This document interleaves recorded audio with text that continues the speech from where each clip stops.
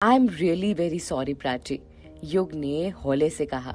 तो प्राची युग के पास में आकर बैठ गई और इस बार खुद युग के हाथ को अपने हाथ में लेकर उसे समझाते हुए बोली, मैं मानती हूँ कि तुम्हें डर लगता है आज भी कि कहीं मैं भागकर अमन के पास ना चली जाऊं। तुम्हें डर लगता है कि कहीं मैं तुम्हें छोड़कर अमन को ना अपना बना लूं। तुम्हें यही लगता है ना कि मैं अभी भी अमन के ख्यालों में खोई रहती हूँ, और तुम ही क्या, सबको यही लगता है कि मैं अभी भी अमन से उतनी ही मोहब्बत करती हूँ, उसके ख्यालों में रहती हूँ।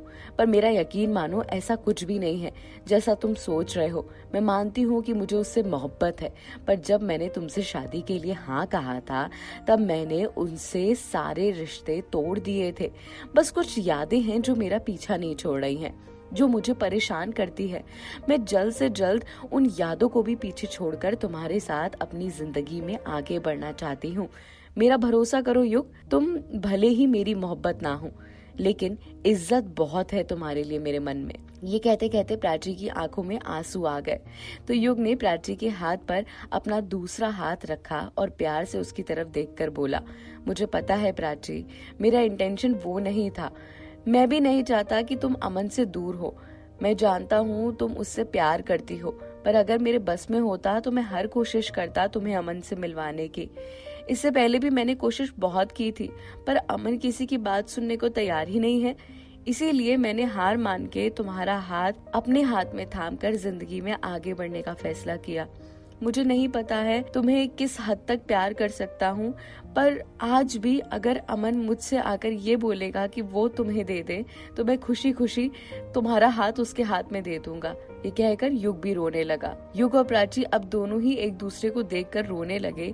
तो युग ने संभल कर प्राची को अपनी बाहों में जकड़ लिया। इस बार प्राची ने भी आनाकानी नहीं की, बस युग से लिपट कर उसके साथ होते हुए नाइंसाफी को याद करते हुए रोती रही। और युग इस डर से रोता रहा कि अगर सच में कभी अमन ने आकर प्राची को मांग लिया तो वो क्या करेगा, क्या कहेगा वो अमन को। युग और प्राची अपने प्यार के एहसास में एक दूसरे की बाहों में जकड़े हुए थे। इतने में रूही गेट पर आई तो उन दोनों को ऐसा देखकर खुशी के मारे उछल पड़ी और उल्टे पैर लौटकर हॉल में पहुंची। उसकी खुशी आसमान छू रही थी। तुम लोगों को पता है अंदर क्या हो रहा है, रूही ने चहकते हुए कहा। तो मधु ये सुनकर हैरानी से बोली, क्या हो रहा है, क्या मतलब? मेरा मतलब है कि युग और प्राची एक दूसरे से लिपटकर बाहों में बाहें डालकर खड़े हैं, रूही ने हंसकर कहा। तो निखिल और आरव दोनों एक साथ चौंकते हुए बोले, क्या? हाँ बाबा, मैं अभी अभी अपनी आंखों से देखकर आ रही हूँ। अगर तुम लोग को भरोसा नहीं है तो चलो ना, दिखा देती हूँ। रूही की बात सुनकर सब लोग उसके पीछे पीछे गए और अंदर कमरे में देखा तो सच में युग और प्राची एक दूसरे की बाहों में जकड़े हुए थे। ये देखकर वो लोग हॉल में वापस आ गए और निखिल आरव को देखकर बोला, आज जो देखा है उस पर यकीन नहीं हो रहा है। क्यों यकीन नहीं आ रहा है? अब भाई वो होने वाले पति पत्नी है, इतना तो हक बनता है ना उन दोनों का कि एक दूसरे को ये कहते कहते आरव रुका तो निखिल बोला, अरे नहीं पागल, मेरा मतलब वो नहीं था। मैं इतना कहना चाह रहा था कि प्राची जब से शादी के लिए मान गई है तब से थोड़ा खोई खोई रहती है, किसी से बात भी नहीं करती है। पर आज जो हमने देखा वो सच में बहुत खुशी देने वाला एहसास है।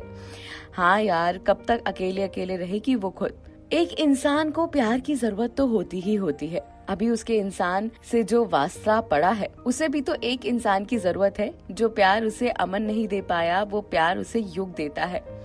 वो युग को भले ही अपना नहीं बना पा रही हो, लेकिन वो जानती है कि युग उससे कितना प्यार करता है और उसके मन में जो मोहब्बत है, जो इज्जत है, वो कोई और नहीं दे सकता। मधु ने एक ही सांस में ये सारी बातें कही तो रूही बोली, आप लोग भी कौन सी बातों में लगे हो, ये सब छोड़ो और सेलिब्रेट करो। आज तो सेलिब्रेशन का दिन है, चलो हम चलकर केक काटते हैं और बनाते हैं उससे पहले। ये सुनकर मधु चौंकते हुए बोली, सेलिब्रेशन का दिन मतलब आज क्या है? आज प्राची ने युग को अपना बना लिया है और सबसे बड़ी बात तो आज हमारी मानसी पूरे 2 महीने की हो गई है। और दूसरी बात, हम आज प्राची और युग को करीब लाने में सफल हो गए हैं। रूही इतना कहकर मधु के साथ केक बनाने में बिजी हो गई। इधर आरव और निखिल साथ ही में हॉल में बैठे हुए थे। तो निखिल आरव को देखकर बोला, जो भी हो, अब ये दोनों एक हो जाए ना तो सारी प्रॉब्लम सॉल्व हो जाए। युग को प्राची मिल जाए और प्राची को अपना प्यार मिल जाए। और इतना प्यार करने वाला हस्बैंड। हाँ निखिल, चाहता तो मैं भी यही हूँ कि अब इन दोनों के बीच कोई भी प्रॉब्लम ना आए, पर ऊपर वाला ऐसा नहीं करने वाला। जिस भगवान ने प्राची की किस्मत अमन के साथ जोड़ दी थी, वो क्या प्राची और युग को एक होने देंगे?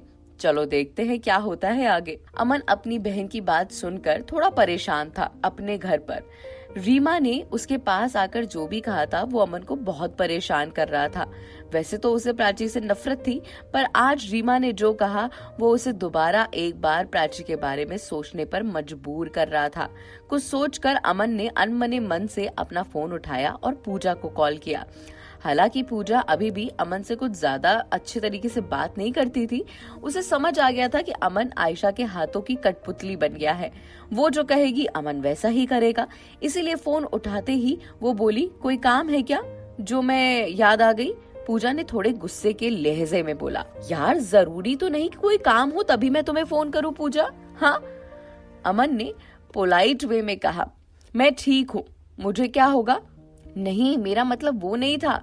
अभी तू प्रेगनेंसी की हालत में है। तेरा हस्बैंड भी आया या नहीं आया? हाँ, वो आ गए हैं, पूजा ने धीरे से कहा। अच्छा ठीक है, तुम्हारी प्राची से कोई बात हुई है क्या? अमन के मुंह से प्राची का नाम सुनकर पूजा थोड़ा सोचकर बोली, कोई काम था क्या? फिर बताओ मुझे। अरे यार पूजा, ऐसे बात मत कर। हाँ, अब आगे क्या होगा? क्या अमन को कुछ दोबारा से पता चलेगा पूजा के मुंह से, जो वो सुनना चाहता है? ये सारी बातें आपको पता चलेंगी। पर हाँ, ये एपिसोड कैसा लगा नीचे कमेंट करके जरूर बताइएगा।